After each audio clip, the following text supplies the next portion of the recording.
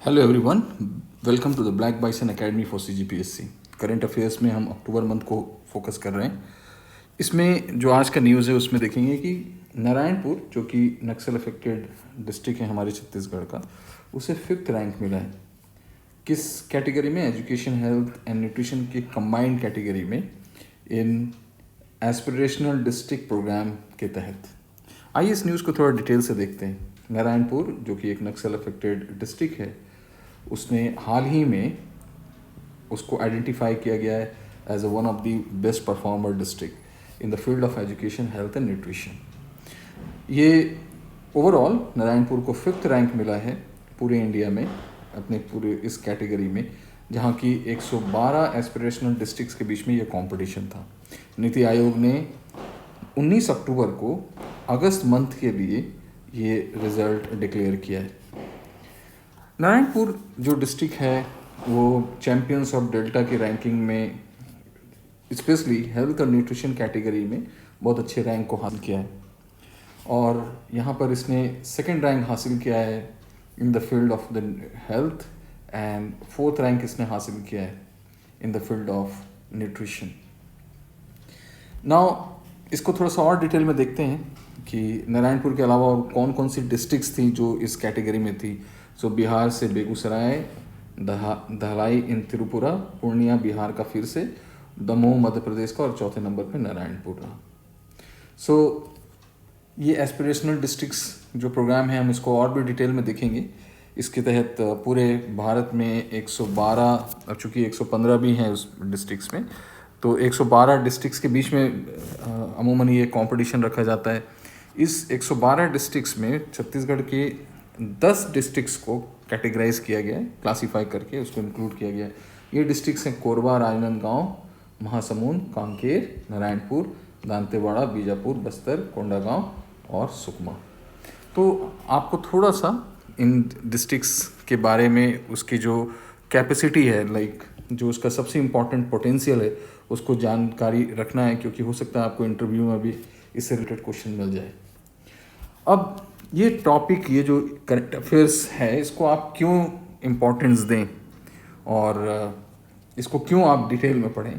क्योंकि जब आप देखेंगे, आप अपने सिलेबस में देखेंगे, क्वेश्चन पेपर 5 में जीएस जनरल स्टडीज़ 3 के पार्ट 1 में, जो कि economics of India and Chhattisgarh है, यहाँ पे अगर आप ध्यान से देखें तो आपको दिख सकता है कि बैकवर्ड क्लासेस एंड माइनॉरिटीज़, और उसके अलावा सोशल डेवलपमेंट, रूरल डेवलपमेंट, ये जो कैटेगरी, इसके तहत ये जो कॉन्टेक्स्ट है जिसके बारे में हम डिटेल पढ़ रहे हैं, ये इम्पॉर्टेंट हो जाता है। और इसके बारे में आपको क्या जानकारी चाहिए, मतलब आपको और क्या चीज़ नॉलेज एकत्रित करनी है जिससे कि ये कंप्लीट आपके लिए इंफॉर्मेशन हो पाएगा, तो हमें थोड़ा सा बैकग्राउंड जाना पड़ेगा। बैकग्राउंड में हमें देखना है कि ये एस्पिरेशनल डिस्ट्रिक्ट प्रोग्राम है क्या। हमारे प्राइम मिनिस्टर श्री नरेंद्र मोदी जी ने 2018 में इसको लॉन्च किया था, और इस एस्पिरेशनल डिस्ट्रिक्ट प्रोग्राम का जो एम है, उसका जो महत्वपूर्ण चीज़ है वो है क्विकली एंड इफेक्टिवली। ये बहुत ही इम्पॉर्टेंट वर्ड है, क्विकली एंड इफेक्टिवली, मतलब बहुत ही कम अवधि में और बहुत ही व्यापक तौर से 112 जो मोस्ट अंडर डेवलप्ड डिस्ट्रिक्ट्स हैं पूरे भारत में, उसको ट्रांसफॉर्म्ड किया जाए, उसको डेवलप किया जाए। अंडर डेवलप्ड का मतलब क्या होता है? ऐसे कोई भी रीजन, डिस्ट्रिक्ट, स्टेट, कंट्री जो अपनी क्षमता के अनुरूप विकास नहीं कर पा रहा है, ग्रो नहीं कर पा रहा है, उसको अंडर डेवलप्ड कहते हैं। और ये जो प्रोग्राम है, इसका जो मेन आइडिया है वो 3 कन्वर्जेंस, यहाँ पे कन्वर्जेंस का मतलब स्टेट और यूनियन, मतलब सेंट्रल गवर्नमेंट, कोलैबोरेशन, इसका मतलब है कि तीनों state, like union government, state government और लोकल गवर्नमेंट, और कंपटीशन, ये 3 जो सी है, कन्वर्जेंस, कोलैबोरेशन, कंपटीशन, इसके ऊपर आधारित है, जहाँ पर मंथली डेल्टा रैंकिंग निकाला जाता है। और ये मास मूवमेंट, मतलब सबके इन्वॉल्वमेंट से ही इसकी रैंकिंग प्रभावित होती है। अच्छा, इसमें कौन कौन सी इंडिकेटर्स हैं? टोटल इंडिकेटर्स 49 हैं, और ये जो 49 इंडिकेटर्स हैं, इसके 5 ब्रॉड कैटेगरीज में इन इंडिकेटर्स को रखा गया है। इस कैटेगरीज में हेल्थ, न्यूट्रिशन, एजुकेशन, ये 2 महत्वपूर्ण हैं, जो कि पूरे जो इंडिकेटर है, इंडिसेस है, इसमें इन दोनों का परफॉर्मेंस 30% है। इसका मतलब है कि ये दोनों जो कैटेगरीज हैं, इसका जो इन्फॉर्म परफॉर्मेंस रहेगा उससे रैंकिंग बहुत हद तक डिराइव होगी। फिर एग्रीकल्चर एंड वाटर रिसोर्सेज का 20% शेयर है, और फिर financial inclusion, skill development 10%, infrastructure 10% है। तो आप ये देख सकते हैं कि स्टेट गवर्नमेंट के परफॉर्मेंस से बहुत हद तक रैंक डिसाइड करेगा। नाउ ये देखते हैं कि इसकी स्ट्रैटेजी क्या है। एडीपी वो तो इंडिकेटर था कि किस पैमाने पे किसी स्टेट डिस्ट्रिक्ट को जज किया जाएगा। अब इसकी स्ट्रैटेजी क्या है? स्ट्रैटेजी मतलब कौन सी मतलब आयामों के थ्रू इन टारगेट्स को अचीव किया जाएगा। तो सबसे पहले work on the strength of the east district. जो हर डिस्ट्रिक्ट की जो अपनी खुद की स्ट्रेंथ है, उसकी जो काबिलियत है, उसी के ऊपर ये दाव रखा गया है कि उस डिस्ट्रिक्ट को प्रमोट किया जाएगा। Make a development as a mass movement, मतलब इसमें सभी लोगों को इन्वॉल्व किया जाएगा। डिस्ट्रिक्ट में जितनी भी पॉपुलेशन है, जितनी भी रीजन है, फॉरेस्ट है, रिसोर्सेज है, इन सब को इन्वॉल्व किया जाएगा।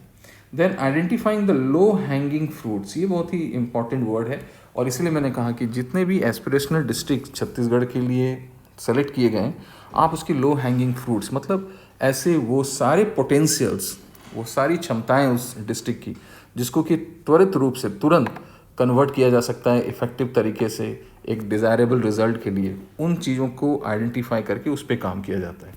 सो identifying low hanging of fruits and the strength of these इस डिस्ट्रिक्ट्स। हर डिस्ट्रिक्ट का क्या स्ट्रेंथ है? जैसे अब कोई फॉरेस्ट का है, जैसे नारायणपुर में बहुत फॉरेस्ट है, तो फॉरेस्ट्री को एक आधार बनाया जाएगा।